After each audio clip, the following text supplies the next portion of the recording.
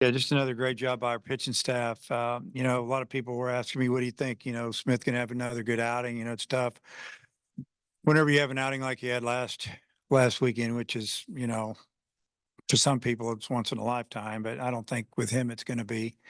Um, and my comment was he'll be good. I don't expect him to be as good just because it's, the outing after. But I thought he threw the ball extremely well. He gives up a leadoff home run, and that was really about all they did on it with him. And I think he walked one and struck out 12, and obviously gave us a chance to build up a lead. It was only a couple of runs. That was the disappointing part of the game, is that we had a couple other chances to score a few more runs and maybe have 4 or 5 run lead before he came out of the game, and it didn't happen. Give credit to their pitcher.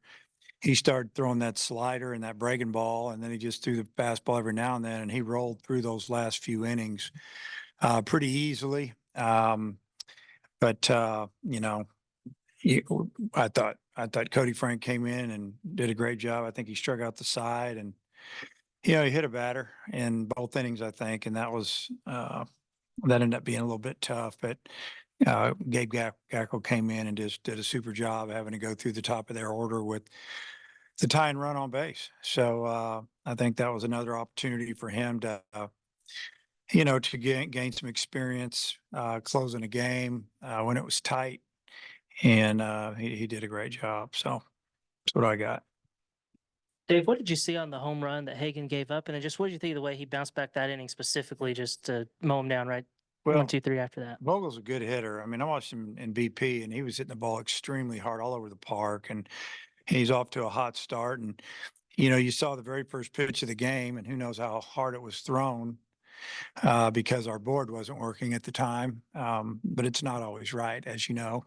Uh, but he came out of his shoes to hit it, so he guessed, and he got there, and he swung and missed at the first pitch. But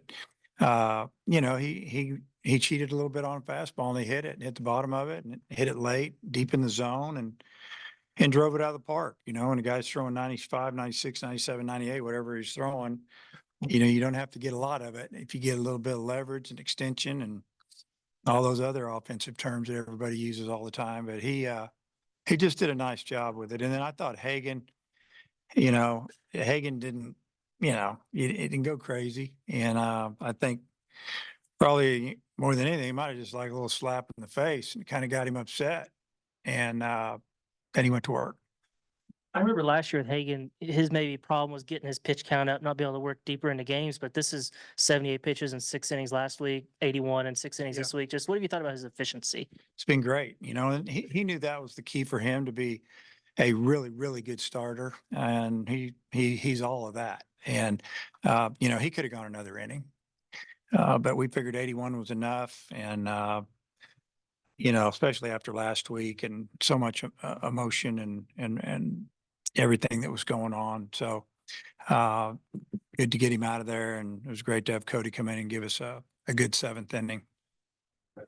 Fresh off the 2 home runs on Tuesday, Jason, big, 2 RBI double there to get the offense going. Just how nice is that to see? I know you wanted him to play a little bit looser this season. Is he doing that so far, you think?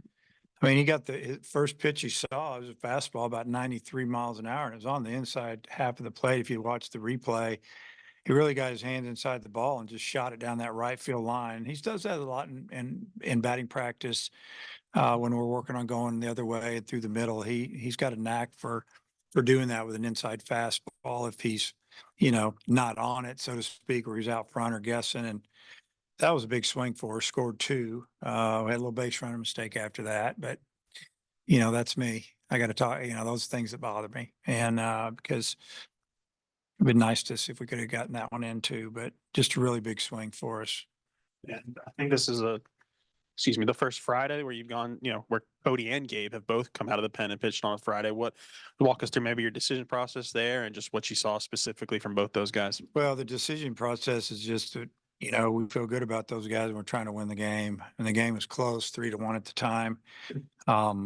You can't, you got to win the first one. If you have a shot, you got to go for it. And, I don't know. We just felt like, hard throwing lefty. Cody's totally different. from the right side, just to deceive him a little bit. And I think he could have gone longer if he had to maybe got himself into a little bit of trouble with like hitting batters, stuff like that. But I don't know. And Gay he pitched really well last weekend, and game was on the line. And we thought this is the guy we want in there right now. Speaking going off of that, you had McIntyre and I believe Hewlett up in the ninth inning, had some older guys ready. What ultimately gave you the confidence to stick with the freshman in that spot and let him work through it? Well, his stuff was good, and he's still throwing the ball right around the plate. Fastball was electric and had a pretty good breaking ball going, especially, it seemed like when he got a couple strikes on guys, they didn't want to go down swinging, and they fouled off a couple pretty good pitches. Got to give them credit, but his stuff was good. And if he'd have got into a jam and he was in a little bit of a jam, but the tie and run didn't get to the plate. And if it had been tie and run to the plate and been a left-hander, we'd have probably gone left to get that last one. He had a couple hits today. Obviously, you guys have seen him hit a lot better than he has to start this season. How close do you think he is to getting it really going and kicking it into gear here? Yeah, I think, he's kind of streaky. That's what we've seen. That's what we've heard. It's all about strike zone for him. If he'll just be a little bit more patient, he's going to hit the ball a lot harder, a lot more. And, it's just someone who's pressing, new, trying to do well. Sometimes you got to let the game come to you a little bit more. And, you get it. He's still young. He's sophomore.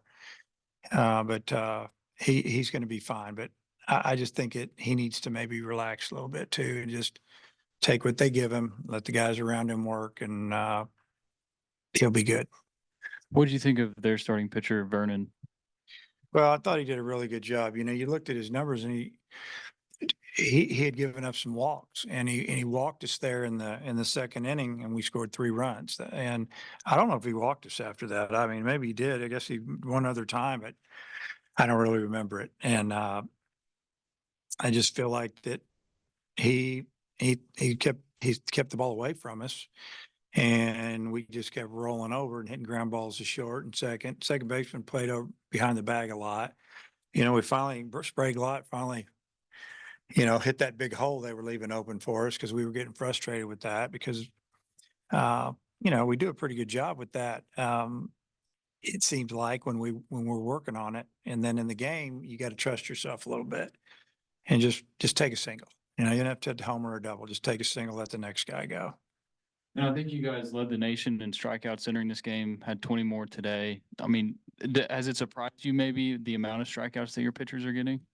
Well, I don't think anybody could have predicted how many we have, the last few games, because it's just been unbelievable, honestly. But it doesn't surprise me that we're striking a lot of people out. We have really good arms on our team, and they throw strikes. We only walked a couple all day, and I think that's about right. When we walked 4, and no, we walked, 2. So, when you're not walking people, you're making them swing the bat, and you got a chance striking people out when you got arms. And I think I've been asked this question a few times. We have guys that have secondary pitches, and that's what it takes. They got pitches that can get you out and get you to swing and miss.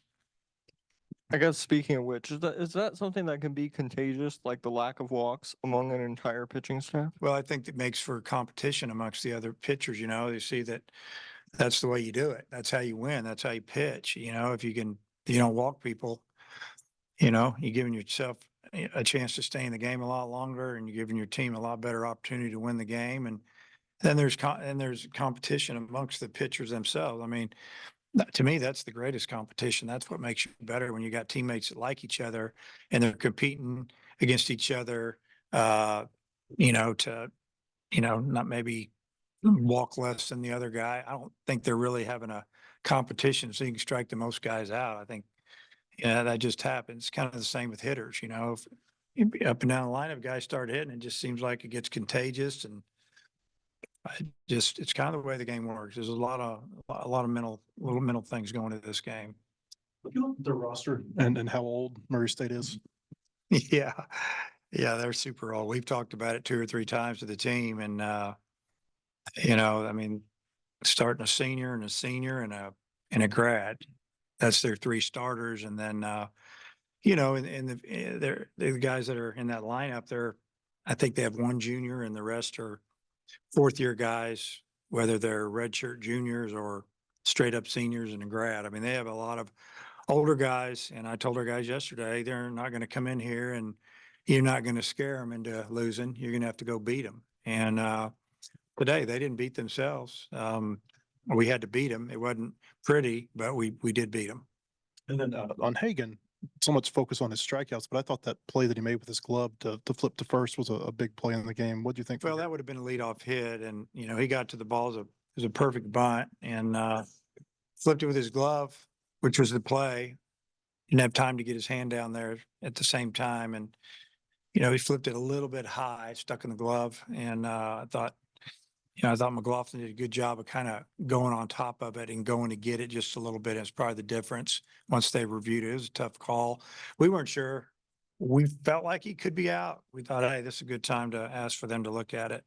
But that was a big play. And Hagen's one of the best defensive pitchers in our league every year. Dave, I noticed Ben Bybee caught the ceremonial first pitch today. I guess he's back with the team. How close is he to getting back in the mix? Yeah. So the way that works when you have mono is you can be around the guys once you get to a certain point. And he's obviously to that point. He just can't. There's like a 21-day, situation there, and he's not to that yet, but he can be hanging around. I don't know, he's having to do most of his stuff on his own, whatever he can do. And then hopefully we can get him back with our catchers and catching, throwing and getting ready to pitch in a real game, hopefully in the next couple of weeks. I know you were a little frustrated by not adding to the lead when Hagen was out there, but you did get 2 insurance runs there in the 8th, something struggled with a little last week, and just some added optimism from being able to kind of manufacture those 2 runs and push the lead there at the end. Yeah, we didn't do a whole lot there. I think, we had a 2-strike single by Kendall Diggs, and then I think Sprague Glott finally rolled one through the big hole over there. And, then, we just found a way to score one, and then they gave us one with a wild pitch. And yeah, it was a big relief to score one. The difference between two-run lead and 3-run lead for a coach or a team is a lot. And then you get that 4th run, it gives you an opportunity to relax a little bit, knowing, hey, if the guy gets in trouble a little bit out there, give him a little bit more time to get out of it. Okay.